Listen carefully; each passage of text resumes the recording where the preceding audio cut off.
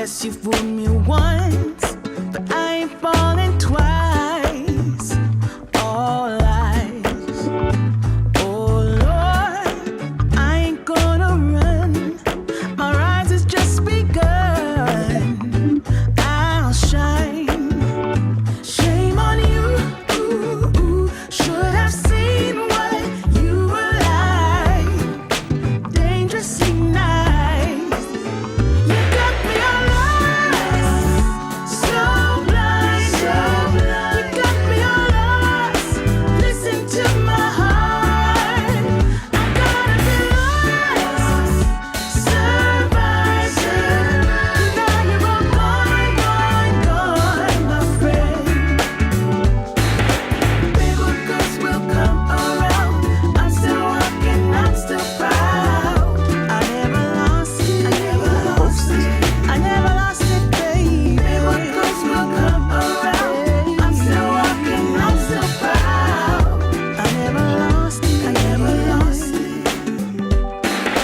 Paper cups will come around. I'm still walking, I'm still proud. I never lost it. I never lost it, baby. Paper cups will come around. I'm still walking, I'm still proud. I never lost it.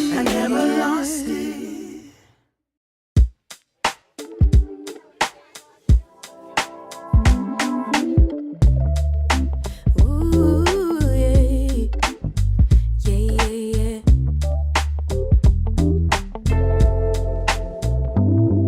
I could stare at you for 100 years and I never blink an eye. You were beautiful, just like a flower. I could walk with you for 1,000,000 miles and my feet would not get tired. Where you go, I'll go, winter or summer. I don't care the seasons change, 'cause darling, I'll stay right here with you. Every night and every day, 'cause darling, there's nothing in this world I'd rather do. Never been this close to heaven. Never felt something just like this ecstasy. Never been this close to heaven. I don't know if this is real or fantasy, or somewhere in between, or somewhere in between. Oh yeah. You could fall asleep for 100 hours and I wouldn't miss a thing. I would keep you safe while you were dreaming. You could scream and shout, cry 1,000 tears, and I wouldn't let fear win. What you feel, I feel. Together we're healing. I don't care the seasons change, 'cause darling, I'll stay right here with you. Every night and every day, 'cause darling, there's nothing in this world I'd rather do. Never been this close to heaven. Never felt something just like this ecstasy. Never been this close to heaven. Hello, everyone. Hello, everyone. What is today? Today is Wednesday, June 5th, and this is a very special edition of HBCU Sports Live. I'm Ken Rashad. You guys know that for the last 2 to 3 weeks, we have been promoting the upcoming HBCU Sports Awards, which is slated for July 27th. An award that is going to, which we believe is history in the making because something like this hasn't been done before. And this is an award that's all about promoting excellence. And as promised, I told you guys this week that we were going to announce the categories. And I am pleased. Let me see if I can bring them on. I've got Chris Stevens. And what happened? Let me see. There's somebody else supposed to be on here. Wait a minute. Let's see. Uh, see, we got an upgrade.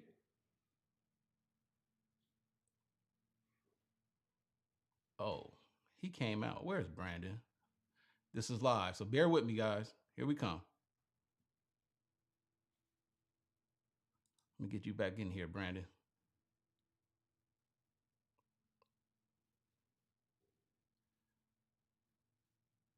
All right. All right. There he is. All right. So I'm joined by Chris Stevens and Brandon King as we are going to go over the categories of the upcoming HBCU Sports Awards. Gentlemen, how are you? And I got you all on mute. Boy, this is not going the way we. Okay. Uh, all right. There we go. Live television, ain't it grand? Live television, live streaming. Okay, we got all kinds of issues, but that's okay. We're gonna get through it. So, gentlemen, how are you? I think this is a special day to say the least. And your thoughts about what we're trying to do here? I think it's an exciting day because we've talked about this, behind the scenes for a while now. I told Ken when we had our pre-production meeting last night that it's important that we start, because this is this is something that hasn't been done before, not in this space at least. And there's so much great going on with Black college sports that if we it's up to us in the media to highlight those things. I mean, yes, we're still journalists. We're still going to report even on the good, bad, and the ugly. I know I haven't made many friends with my Florida A&M coverage over the last few weeks, but at the same time, you know, we still have a responsibility not to just report what's going on, but highlight some of the greatness. And there's a lot of great things in the Black college sports space, from football to basketball to baseball to soccer to lacrosse, golf, you name it. Our schools are in it, and this is a great chance for those folks to be recognized. Okay. And let me also indicate to those of you who are watching, and I told you guys, man, because this is something that hasn't been done before, and we fully understand that there was a very tight, very short timeline to get this done when we made the announcement. But as Chris alluded to, if we didn't do it this year, we would have had to have waited until next year to do this. And we just didn't think we needed to. So, which is why we say, and we are hoping that those of you who embrace this endeavor, who see the purpose of this cause, take a moment, go to hbcusportsawards.com, make a donation. We are going to put you on the donor wall, and you will forever be known as a charter donor. And each and every single year we do this, you will be recognized as being one of the few individuals, or the few those individuals who donated towards this. We're going to put you be on the donor wall on the website, as well as the digital publication that we'll publish, and we're going to recognize you for what you do. All right. Also, one other thing before we announce the categories. Again, we've made a bunch of upgrades here, so we're not beta testing, but we're kind of testing some things in terms of how we operate, because we want to get feedback from you. We are going to be taking calls, but not the typical traditional phone calls. We are going to have you comment via Zoom. And so shortly, we'll put a Zoom link in the chat. And if you have Zoom, you simply click on the link. And if you have something you'd like to add or a comment you'd like to make during the course of this live stream, we may very well give you an opportunity to comment. All right. So with that said, gentlemen, let's take a look at the categories. And we've got categories that will fall into three subdivisions, if you will. These are the categories for student athletes that will highlight excellence for student athletes. Uh, a lot of the typical things that you see on here, there would be the football offensive player of the year, football defensive player of the year. In men's basketball, we will recognize player of the year, women's basketball player of the year. baseball player of the year, softball player of the year, women's volleyball player of the year, and men's tennis player of the year. Any particular category, gentlemen, that you see that might be of interest as we and of course we will nominations will be announced probably towards the end or the beginning of end of July, beginning part of July, excuse me, end of June, beginning part of July, where we actually have the official nominations, and we would do that because there will be an opportunity for everyone to kind of have a role in making nominations for individuals in particular categories, because we understand that there may very well be some smaller programs that may not necessarily get a whole lot of coverage, and we want to make sure that we be as inclusive as possible and fair to everyone. So whether it be someone at one of the bigger, larger Division One programs in a SWAC or MEAC, or it be someone in the GCAC or one of the not Division Three, but NAIA programs that, and you think someone needs to be recognized for what they do, we're going to give you an opportunity to do so. All right. So with that said, a couple of other things before we get into that. For the most part, many of the individuals who have been recognized by the respective conferences with postseason honors and so forth, if they were for whatever reason was a football offensive player of the year, defensive player of the year for a particular conference, those individuals, for the most part, by default, will likely get nominated. Okay. And so we understand that there may be individuals who play outside of those conferences at Tennessee State, Hampton, A&T, players who you think might need to be given consideration for what they've done in various sports. By all means, it's open, and we will, without question, utilizing our resources, we will do what we can to make sure that they get proper recognition as well. Okay, provided that we think they deserve to be nominated for whatever the particular case may be. So, gentlemen, your thoughts on the first page of categories that we have? Well, I think it's a good list. We're covering you're jumping in with kind of the big slices on the pizza, so to speak. I mean, these are when you think of a lot of times HBCU sports, these are some of the primary sports that come to mind. And so it's easy, not only I think for us to look at, or easier, I should say, but also I think for the people, it'll be easy for them to to sink their teeth into it starting off, because we think about just off GP, how much, taking football, for instance, how much conversation, smack talk, things of that nature that just on a normal week to week basis during the season. And now you're talking about an award or awards that's going to say who's the best of the best. I think it's going to be something that's going to get a lot of conversation started. It's just going to be another way for them to continue the various fan bases, I should say, to continue the smack talk even into the off season. And I think it's a great thing.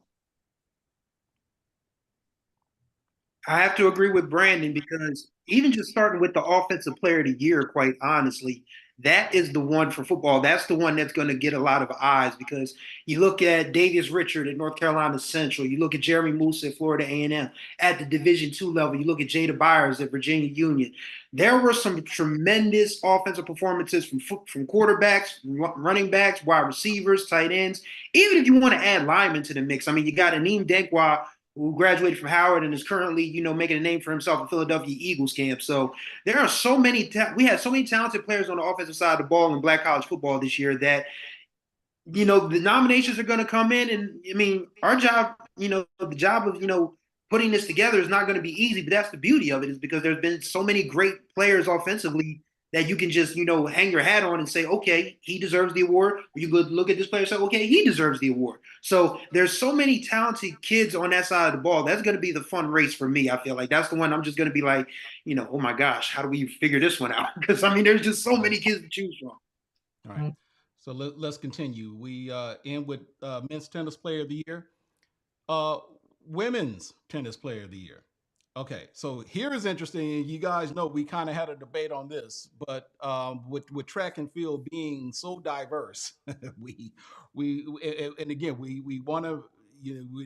It's not like we're issuing Skittles. It's not so much a thing of participation, but we do want to be fair in evaluating what these individuals do based on their individual sport.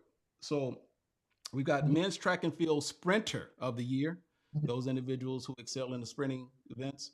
Men's track and field runner of the year for those distance events. And then, of course, men's track and field athlete of the year, primarily for those field events. The same for women. Women's track and field sprinter, women's track and field runner of the year, women's track and field athlete of the year. And then, of course, we've even included bowling, gentlemen. I don't know. I don't know if any of you guys are bowlers, but we're even going to take the time to acknowledge those individuals who participate in the sport of bowling, and we'll recognize the very best in that particular sport as well. Any particular thoughts? I think for track and field is going to be very interesting because we've had kids at the Division 1 and Division 2 levels make nationals, and that in this era, I think what people fail to realize about track and field is that even though we don't pay that much attention to it, it's still one of the most popular sports for Black kids in the country. And we're seeing, I mean, it seems like we're seeing an uptick of kids now that want to run or do the pole vault or do the shot put or, javelin or what have you. I mean, do they still do the javelin? Because I remember there was once upon a time people stopped doing the javelin because they were worried about people getting speared or whatever. Right. But at the same time, track and field is still very much a popular sport. And then, of course, we have cross country. We don't want to leave those young folks out because distance running is hard. I can tell you that from experience because I run 3 days a week and I'll be dead every time I'm finished. So these kids are very much talented. They have the endurance, they have the skill, they have the willpower. So we're very much looking forward to figuring out who these track and field kids are that get the shine that they deserve because it's something that, I mean, once upon a time, I mean, track and field used to be something that you would go to as a spectator and enjoy. Because I mean, I never forget once upon a time I was trying to scheme my way to the Penn relays as a kid, and I didn't run a day to save my life, but I Pin just wanted to go. relays, huh? Pin relays. Yeah, I mean, I didn't run. I didn't do any field events, but I just wanted to go to Franklin Field and watch people run. Never got a Right. chance to do it as a kid, but these are. I mean, it's a very important part of sports that we just can't get caught up on who scores the most points, who's throwing balls or whatever. These other sports, track and field and tennis, they matter too. And bowling, well, I used to bowl. I mean, me and my boys used to go bowling every Friday, and we argue over who. We had a lot of scorekeepers who would cheat among the group. So, but you don't have that in college bowling. These scores are legit. So we're very much looking forward to shining the light on these athletes as well. I completely agree, and I love the fact because I'm a former. I might not look like it now, but I'm a former distance runner. And I love the fact that we have differentiated between sprinters and runners because, and this is no shade to the sprinter. My wife was a sprinter, and we get into these discussions and debates all the time. That the sprinters so much they get the attention. I would Right. sit down and watch the 16 or the 3,000 or whatever, or the 4x8 or some of these events. But we know, even looking at on an Olympic level, everyone wants to see the 100 meters, the 200 Right. meters. So those are typically your track events that's going to get most of the attention and most of the shine. So to give some of those kids who run some of those longer events to give them a chance to have their moment in the sun is a tremendous thing. I think I said tremendous earlier. It's a great thing.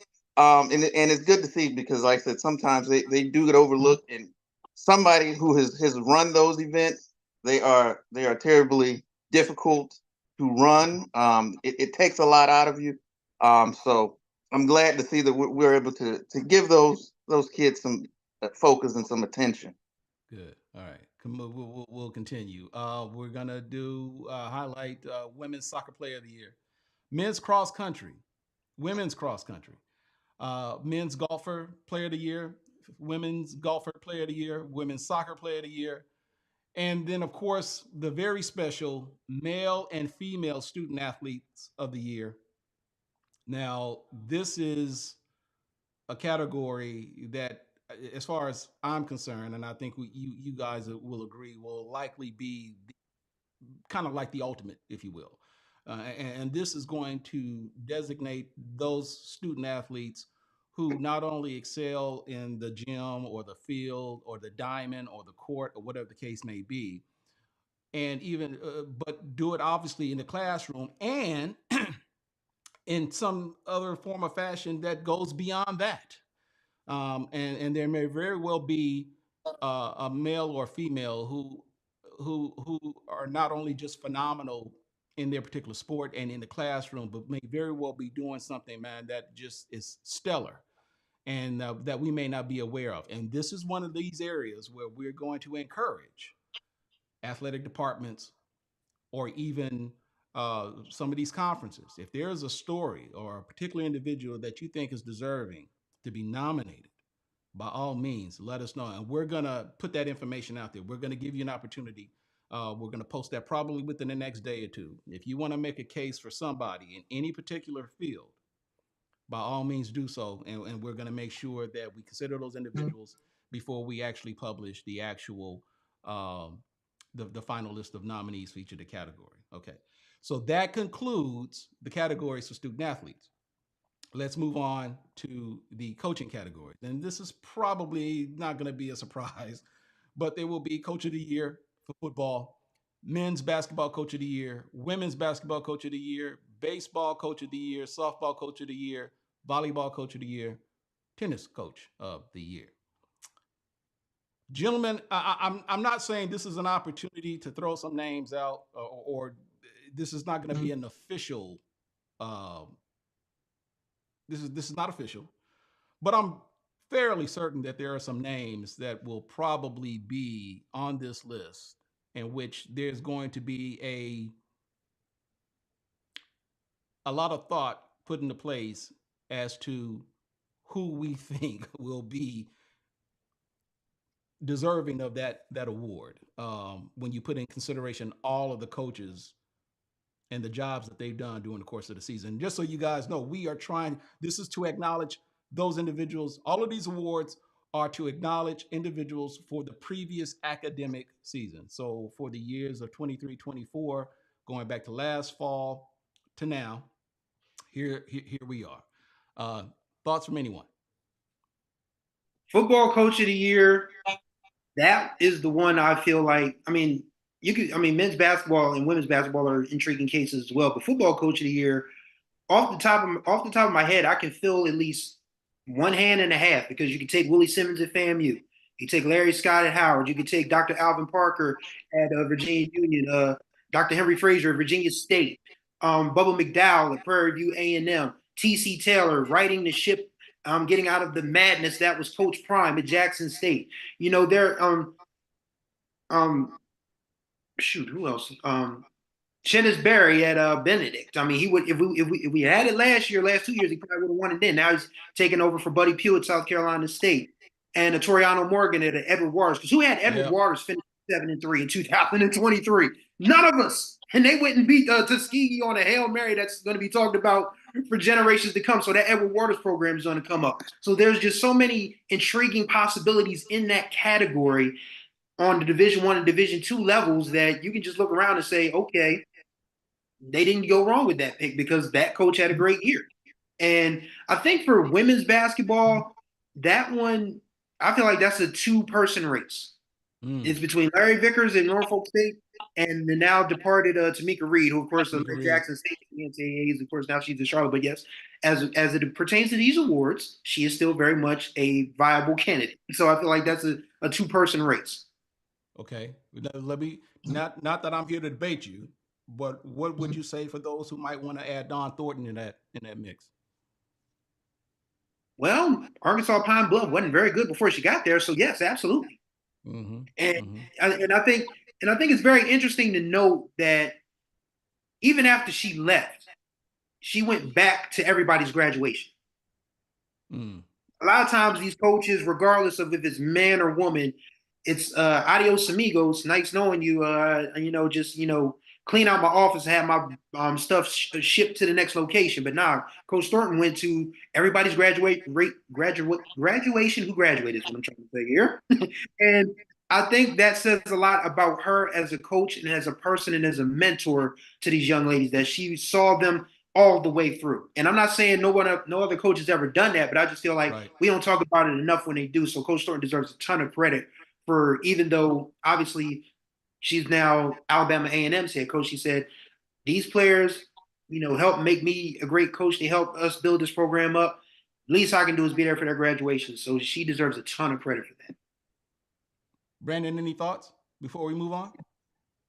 I think that's a tough act to follow, but I guess when you look at obviously some of these categories, you look at baseball, and I just think about the having somebody in myself who was kind of reintroduced to Black college baseball last year, and watching the SWAC tournament and the amount of tremendous baseball that was played that year. And I know we're talking about the previous year, but even into this year, I'm really looking forward to having not only having that conversation perhaps amongst ourselves, but even seeing what the people are going to say as far as baseball coach of the year. I think there's a lot of uh, tremendous coaching in the men's ranks. Whether you want to, you talk about a Chris Wright at Langston, who was a commercial break away from winning the national championship, and defeat was snatched from the jaws of victory. And there's so many other uh, programs that we can look at that have outstanding coaches. We know about the level of coaching that's in the MEAC, really in all of our conferences. So that's one area I want to look at, that I'm interested in seeing how those discussions will play out. And I'm even interested, from the standpoint of volleyball, because you have even more programs on the men's side actually getting into volleyball. So we're kind of being, in some ways, introduced into that sport. So from that standpoint, I'm looking forward to seeing what names are going to be bantied about, and what even names will be generated by the people themselves. So for those of you watching, like I said, we're trying something new. This episode, we've made some upgrades to software and technology and so forth. So there is a link in the chat that goes to Zoom that will route you into to the show. And if for whatever reason you like to comment, by all means, feel free. Click on the link, log into your Zoom account, and and we'll put you in the queue, and we'll give you an opportunity to say something if you so desire. Okay, let's move on to more coaching categories: track and field coach of the year, bowling coach of the year, cross country coach of the year, golf coach of the year, and then of course soccer coach of the year. Um, the like I said, these are likely, these are non-revenue sports.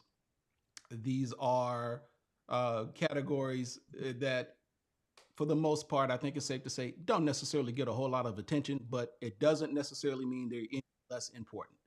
And so, we're going to do what we can to recognize those individuals, and acknowledge them the best that we can. Okay, so that concludes the categories for coaches, and we've got one more. This will be for the administrative category. So there will be Sports Information Director of the Year, Broadcaster of the Year. Now, here is why. Let me just stop. Let's go through the list. Broadcaster of the Year, Best Social Media Presence for an athletic department. Again, this is for athletics, not for the school, but for the athletic department. All right. Athletic Conference of the Year. So that, there are five. We're looking, SWAC, MEAC, GCAC, and of course the what am I SIAC, CIAA, SWAC, MEAC, and GCAC, soon to become the HBCU Athletic Conference. Conference Commissioner of the Year, Conference Media Relations Director of the Year. I know that's pretty long, but that we will recognize those individuals as well. Athletic Director of the Year, Athletic Program of the Year. All right. So of now this might get a little juicy, and it could very well get controversial depending on what you think, what you think of some of these positions. And I think you gentlemen know that these positions kind of vary from school to school.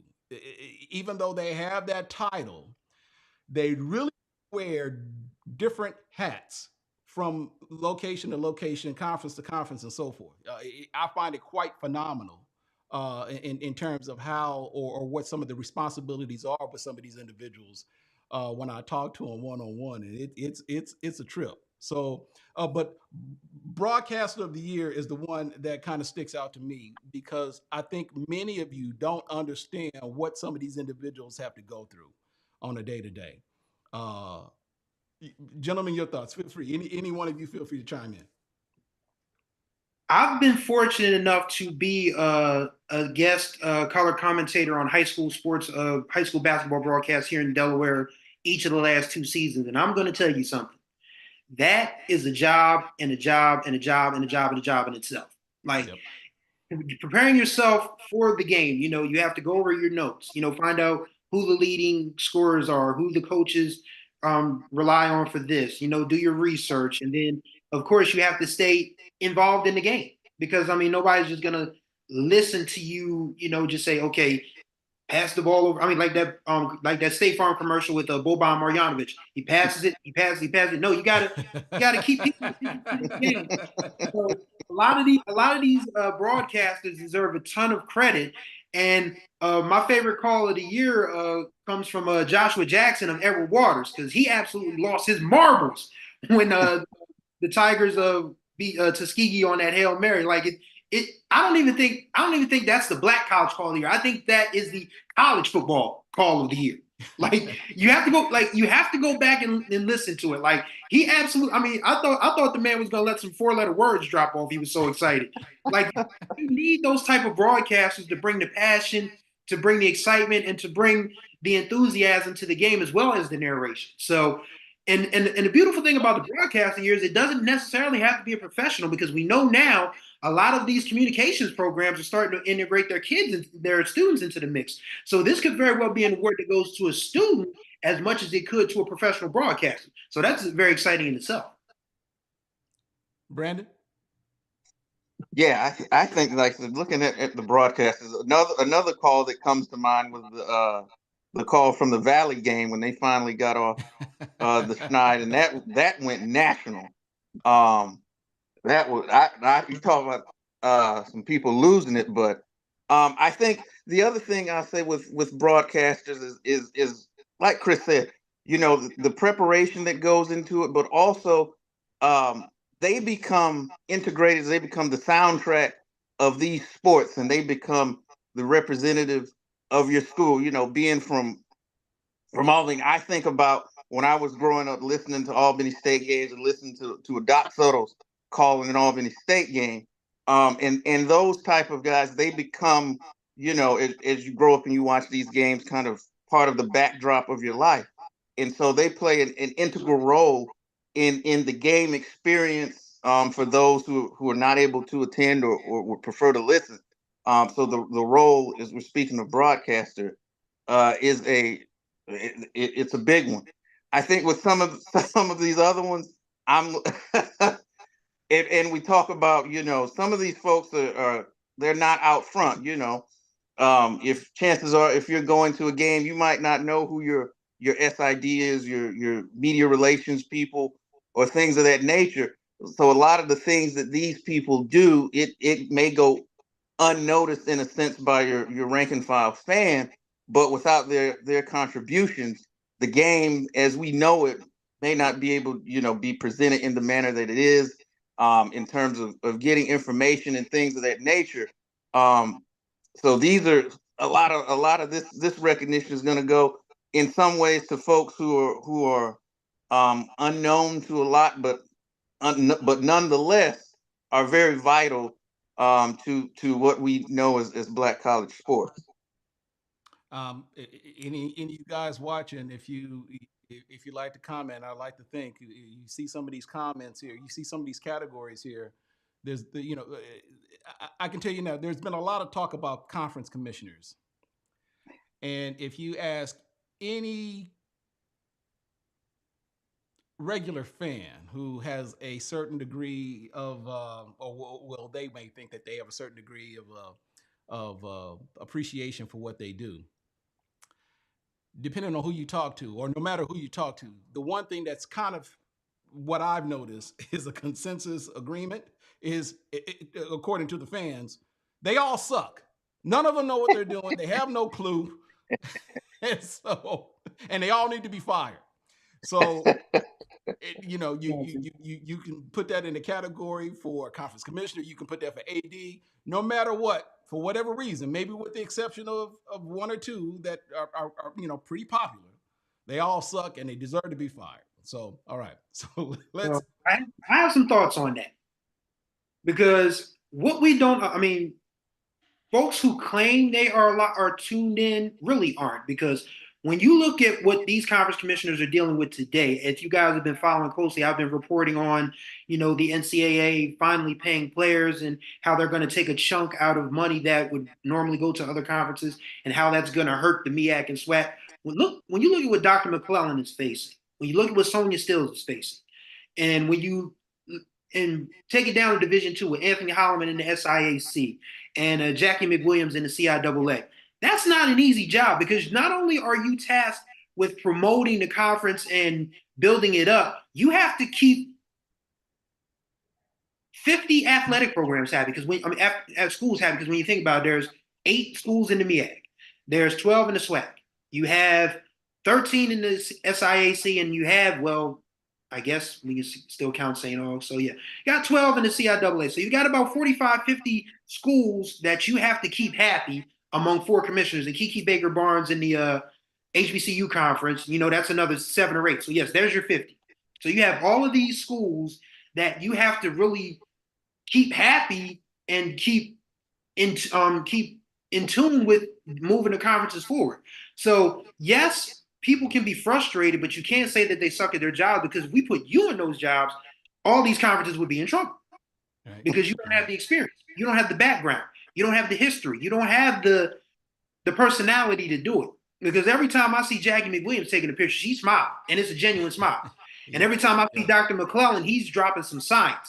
I mean, that's why he's got the doctor behind his name. Hello. So these ain't your regular, normal, everyday people. These are people who are firmly entrenched in their careers, in sports, and in HBCU culture. And to say that they all suck, is ridiculous. I think the last commissioner that I would probably give any credence to that, and I'm probably going to catch some flack for saying this, is probably Dr. Dennis Thomas. And that's all. And I'm not even saying that in a disrespectful way. I'm just saying that he just never could keep everybody happy, and everybody thought that he was a plant because, of course, he was the former athletic director at Hampton. Everybody thought he did Dr. Bill Harvey's bidding. So and like I said, that doesn't mean Dr. Thomas was a horrible commissioner. That just meant that everybody was just ticked off at him. So being a conference commissioner, it's not easy. It's not something that people swear they want to be the boss, but they can't pay the cost to be the boss. And so these folks like, Dr. McClellan, Commissioner Barnes, Commissioner McWilliams, Commissioner Holloman, Commissioner Stills, they do the best they can with what they got, to quote Mariah Carey. So we need to give these folks some credit and stop, tearing them down. And if you're not going to be part of the problem, you're not going to be part of the solution. You're definitely part of the problem. So if you want to help them be better, help them be better. But other than that, you're just talking.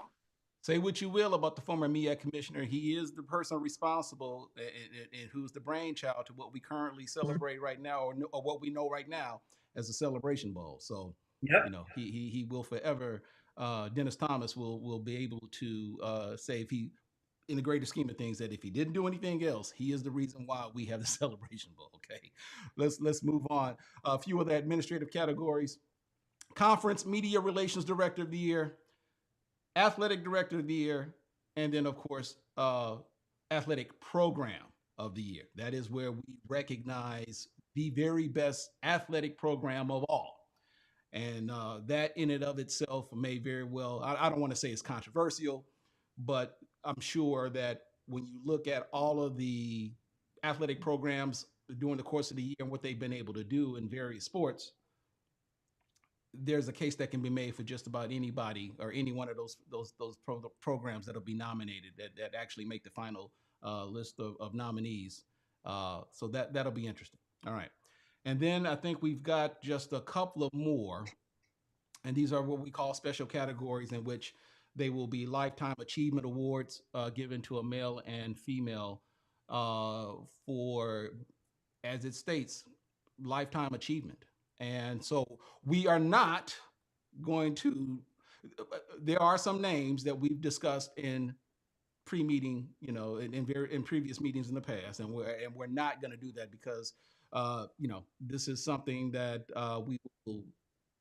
There won't be any votes for anything like that. We're going to literally select who the male and female lifetime achievement award recipients will be, and we will make that known at a later time. And that pretty much concludes the categories. But gentlemen, what are your thoughts of what we've got up to this point? I think Well, we've. I'm sorry. go Go ahead. ahead. Go. No, No, Brandon, you you go. No, Brandon, go ahead, Brandon. Well, I think we've got a very expansive list that we cover is from the rooter to the tutor in terms of HBCU athletics and everything in between.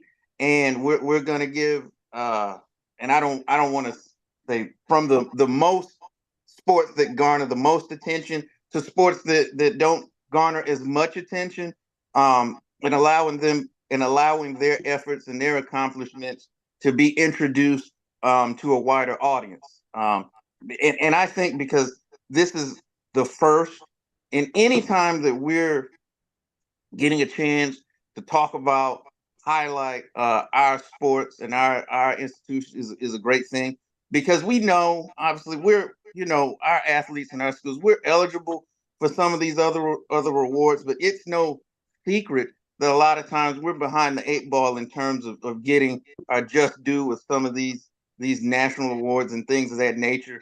So having the opportunity to be able to put our stamp on it and being able to look specifically at our schools, our athletes, and giving them their just due is outstanding. And yes, this is just going to be the first, and it's only going to go up from here. So the people to get behind it and support what we're doing, so next year's will be even bigger and better, and we can keep it going every year thereafter. All right. So for those of you who are watching, like I said, we've got a few minutes left. If for whatever reason you want to chime in, and you want to make a comment, by all means do so. I mean, it'll give us an opportunity to test some things out too. If we need to make any tweaks along the way as we do this for future shows. Let me take the time though to acknowledge those individuals who've given up to this point. And you guys, this is history in the making, and I'm not overstating this. This is, as we've said so far during this stream. This is, we haven't done this before in the space. Jared Carter did it back in the days of the HBCU Digest, but that was for academics. This is for sports. This is for athletics.